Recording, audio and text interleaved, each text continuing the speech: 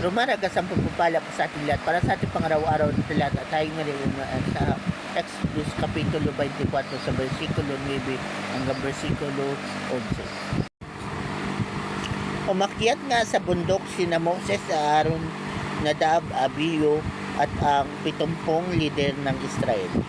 Doon nakita nila ang Diyos ng Israel, ang kanyang tungtungan na anumoy sa perong bukaw at nakasisilaw na parang langit. Ngunit hindi sila na bagamat nakita nila ang Diyos at sila'y kumain doon at uminom.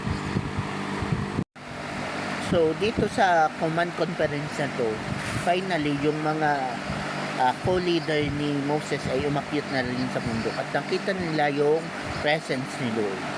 So gaano yun ka-importante? Importante yun kasi imagine yung leader ng bansa mo hindi kilala ang Diyos at walang takot sa Diyos. So delikado talaga yun. So dito kasi during their time itong mga kasama ni Moses ay considered as leader ng Israel. So importante na nakita nila yung presensya ng Diyos. Bakit?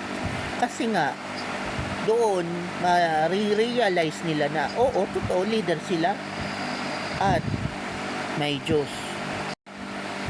May Diyos na maaari silang parusahan kung gumawa sila ng kalokohan. Ipinakita at pinaramdam ng Diyos ang kanyang presensya sa mga leader ng Israel. Nang sa gayon, sila ay magkaroon ng banal na takot sa Diyos. Oo, totoo,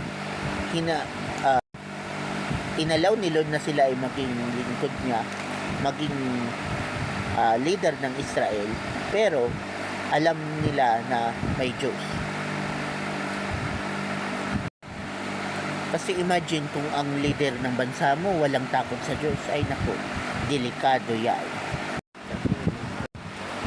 So dito sa passage ito, ipinaramdam ng Diyos ang kanyang presensya as a warning sa mga leader ng Israel na kaya nilang itaas o ibaba ang kahit na sino man.